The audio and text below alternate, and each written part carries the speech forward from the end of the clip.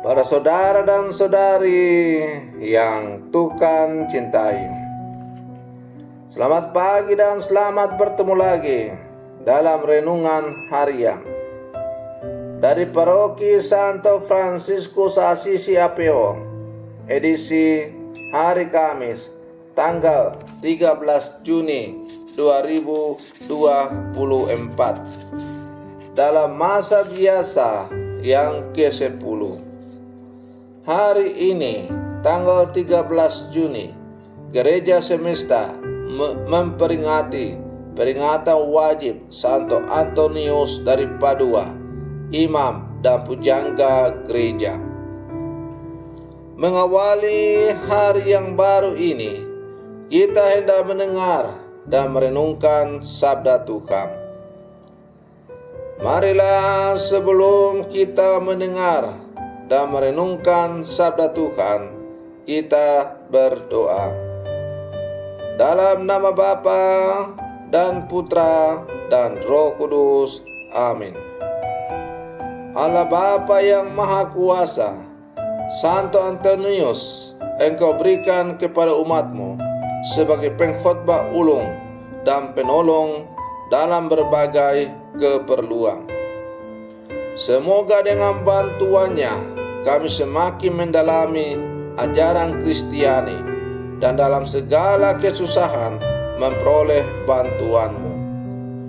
Bersabdalah ya Tuhan, kami siap mendengarkan. Terpujilah Engkau Bapa, Putra dan Roh Kudus, kini dan sepanjang segala masa. Amin. Para saudara dan saudari yang Tuhan cintai, sabda Tuhan yang hendak kita dengar dan kita renungkan untuk mengawali hari yang baru ini diambil dari Injil Matius pasal 5 ayat 20 sampai 26. Tuhan bersamamu. Inilah Injil suci menurut Matius. Dalam khotbah di bukit, berkatalah Yesus, jika hidup keagamaanmu tidak lebih benar daripada hidup keagamaan para ahli Taurat dan orang-orang Farisi, kalian tidak akan masuk ke dalam kerajaan surga.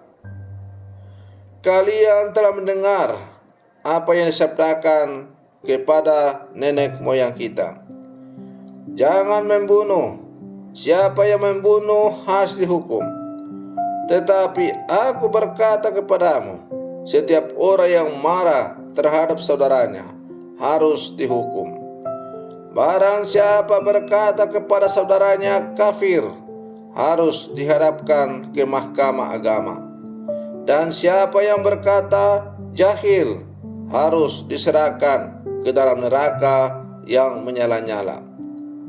Sebab itu, jika engkau mempersembahkan persembahanmu di atas mezbah, dan engkau teringat akan sesuatu yang ada dalam hatimu, dalam hati saudaramu terhadap engkau, tinggalkanlah persembahanmu itu di depan mezbah, dan pergilah berdamai dahulu dengan saudaramu, lalu kembali untuk mempersembahkan persembahanmu itu.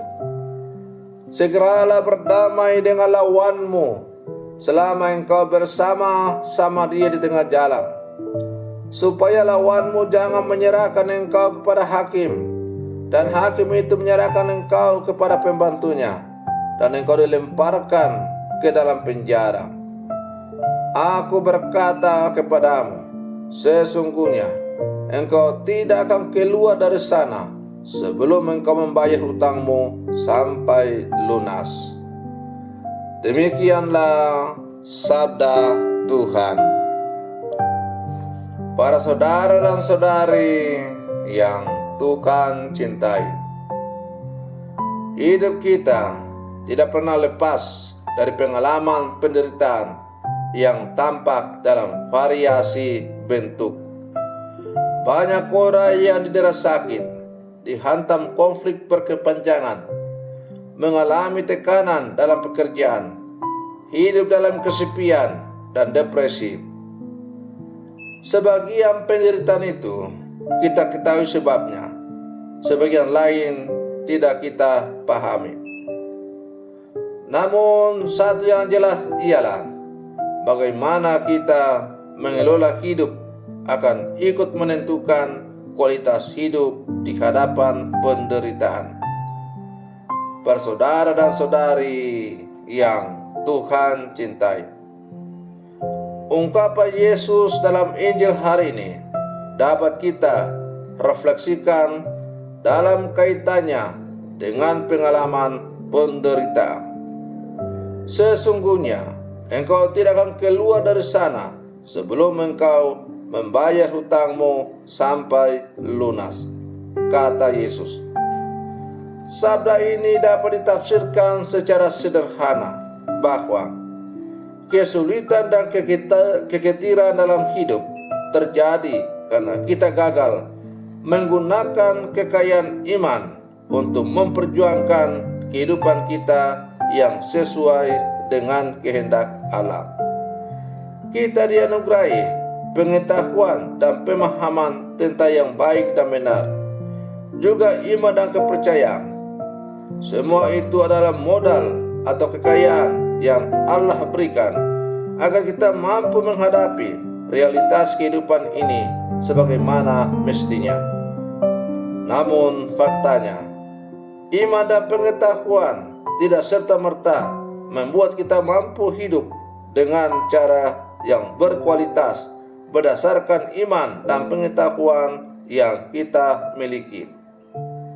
Kita mengetahui bahwa berdamai dengan musuh adalah sesuatu yang baik, tetapi kita malah enggan untuk melakukannya. Kita mengetahui dan beriman pada Allah yang adalah kasih, namun kita enggan untuk mengasihi sesama dengan cara yang tepat dan sungguh-sungguh. Para saudara dan saudari yang Tuhan cintai, sebagai orang Kristiani, Yesus mengundang kita agar tidak melakukan tindak keagamaan sebatas kewajiban saja. Kita dipanggil untuk memahami ajarannya secara pribadi dan mempraktikannya dalam hidup sehari-hari.